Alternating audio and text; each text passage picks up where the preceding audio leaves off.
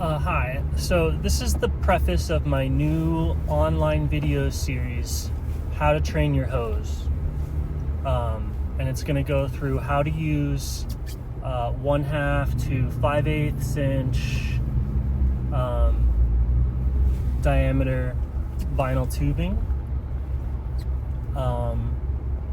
to obtain full lucidity or full consciousness. And so the theory behind that is, if you look at like what you are, it's like, what is this I am, right? The I am is right there. It's saying I am. And in fact, it's kind of like breathing in. You can breathe in the same way that you can say I am, or the same way that you can think, the same way that you can do anything. You can breathe in. And then the interesting thing about the breath is that, like, you can breathe in, you can do it. The breath is an I statement, right? Like, here I am. And then it's also something that's happening naturally and happening on its own. Even if you're not there at all, you can be unconscious, you can be distracted, you can be anything. And that I am, the breath, continues to happen like on its own. And so you're simultaneously like this thing I am, and then also the thing within which the I am environment is taking place, right? The breath is both reflexive and automatic, right? And so that's your identity, that's where you are, that's your I am, and so that's your very nature, right? So your very nature is the breath. That's what you like. What happens if you die, right? Your breath stops. Like, you are your breath. What's going on with your body? Like, if you get cancer, it's like it's breathing on its own. That's no longer part of my breath. If you have a disease, you have a bacteria, you have an infection, what's going on? This thing that's not part of my metabolism is taking over my I amness, right? And so that's the breath. That's what you are. What is the breath? What's the breath? The breath is pulling energy out of the air. There's energy in the air, and you're pulling that down into the water against pressure gradients. Like, it doesn't want to be there. The water, that environment, like, sort of wants to squeeze the air back out, but there's some part of you, your I amness is pulling that down. And then sort of when you let go or when you relax, there's this desire to go back up. So you can actually pull something down and then go to sleep. And then there's this wanting to float back up or to go back against the pressure gradient, right? Like, you take all the oxygen in, store the sugars, do the stuff, and then there's this pressure gradient. There's this free breath. You've pumped it up, and then you can go unconscious for a bit, and it falls back down, and then you can become conscious again and pull it back up and go conscious. But there's power both ways, right? There's suddenly power and there's volition in both directions, because under one direction you're exerting the power and the volition, and under the other direction that's being released, right? So that's what the breath is that you're pulling oxygen down into the body, that you're pulling it down into the cells. You're pulling it basically underwater. Where are the cells? Where's the body? Where's the blood? It's all underwater. So you're pulling air underwater, you're pulling air where it kind of doesn't want to go. So the same way as if you breathe in underwater, it wants to squeeze it back out. You have to pull the air down underwater. You have to be pulling it against where it wants to be. And so when you do the hose thing, you're actually getting to do that part of the breath. Most people are pulling the air where it doesn't want to go. That's unconscious. Most people are only doing the downhill part. All this breathing in and out, perception, all the things that you do with the body. That's all the downhill part of the breath. That's actually the unconscious part of the breath. The conscious part of the breath is where you're pulling the air uphill. And you get that, you start to feel that whenever you're running and you need to breathe harder, or you're suffering from the exercise or from the fasting or from you're participating in that pulling of it uphill, or you're lessening the participation in the downhill. so that you can notice where you're pulling it uphill all the time. Otherwise you would be dead, right? There would be no in-breath. You're constantly pulling the energy uphill. So that awareness is constantly there. So with fasting, you do less downhill activity. So the more hill is like, the uphill is more noticeable. But with the hosing, with underwater, the uphill is extremely noticeable. It's the primary activity. When you're underwater breathing through a hose, the uphill part of the breath is the first part of the breath, is the primary, is the thing, because of the water right there. You're inside the water, so the fractal kind of like loops back on itself, and you get to see what is normally at the blood level, at the cellular level, where the pull is normally happening, is just right up front and center.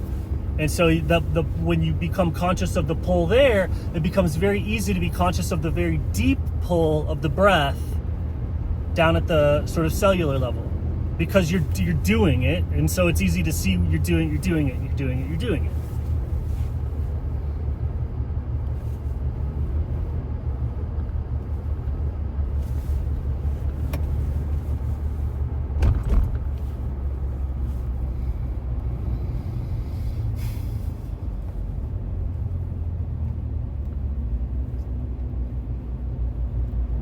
And so while there's physical strain and exertion that can come about from hosing, the water you can give yourself edema. You can suck blood into your lungs just a couple feet down. There's so much pressure against the water and pulling. There's so much air pressure just a foot or two down, 3, especially 5 feet. You can give yourself sort of asthma or edema. Your lung space will start to fill up with fluid because you'll be sucking so hard that it sucks the water across the lung membrane. Like you can hurt yourself. Like, so there's a physical exertion thing, but you're sort of what I'm trying to do is to say, hey, notice this thing. There's a physical exertion, but there's also this aspect of the primary pattern of existence, very, very, very front and center when you're interacting with water. And so normally breathing when interacting with water is difficult. It's complex. Like, even if you're doing freestyle, right, there's a whole sequence of things that you have to learn to be able to turn your head at the right time, or you have to disengage from the water to breathe.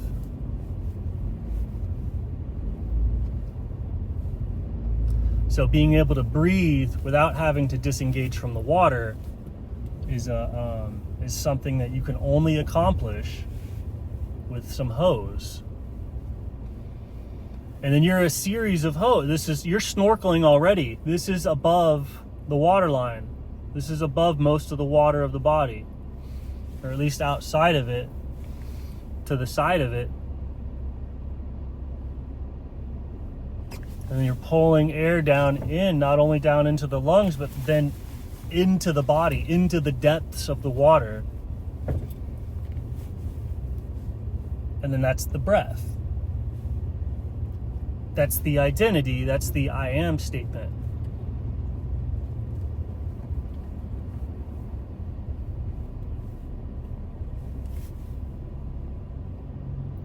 And so there's this pulling. You can just get the SpO2 meter, like I've said, and just slow your breathing down until your blood oxygen starts to desaturate. And as it desaturates down to like 75, 50%, 35%, whatever, and you just learn how to chill and relax and be like okay with that tension. It's a breath tension. Breathe in a little bit if you need a little bit more air and you're at 50%, like breathe in a little bit. Take the edge off, go up to 75%. But you'll find that you can just exist at 93%. You can just exist at 75%. You can just exist at 50%. And the breathing is you start to be like that breath, the blood breath, the tension of the breath and the blood starts to be, you feel it. So then you are that part of your breath. Instead of being, you are this pulsing energy in your blood, right? And people feel this when they work out correctly. This is why people get like so high. They're putting their blood under their tension, and they're feeling that tension is allowing them to feel a deeper part of their I am statement, as it were. Same thing with fasting. You're putting this I am statement, you're putting your metabolism under tension, and under that tension you can notice things just like I can't feel my forearm right now very much. Oh, there it is. There's my forearm. Why? I put it under tension. So you can put your metabolic system under tension. And the blood goes under tension. As you exist there long enough, lo and behold, you might feel the cellular tension. Right? If you can feel your cells pulling blood, or the organs pulling blood, like that level of embodiment, that's the truth. That's happening right now. That's what you are. That's the true level of embodiment.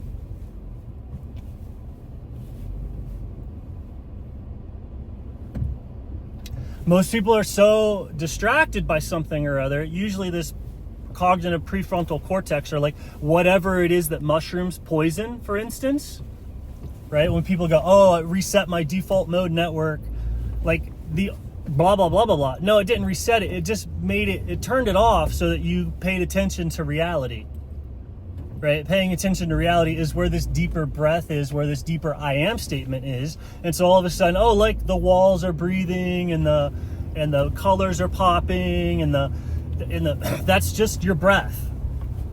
That's just the breath.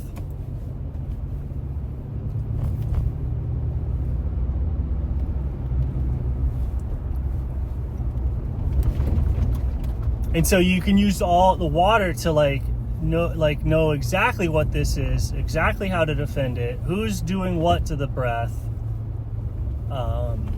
why, right? Like all the conspiracies are in the breath too, because if you were to look at them while you're breathing, you could see it, you know.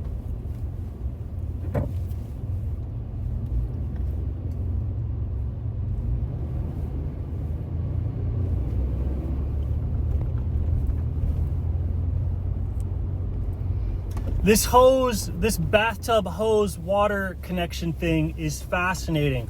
It's very similar to somebody putting together like sawdust and nitroglycerin and being like, boom, whoa guys, what could we do with this, right? This is like you set up a siphon, you could drain the reservoir, right? You can use a hose to move insane volumes of water, just with setups like siphons and stuff like that. So it's an arrangement of parts here, an arrangement of parts being the hose, the snorkel. Is it over the nose? Is it over the mouth? Who is the snorkel on? What's the water doing that the person is in? You arrange all these pieces and you can get big, big booms. I need to use my GPS.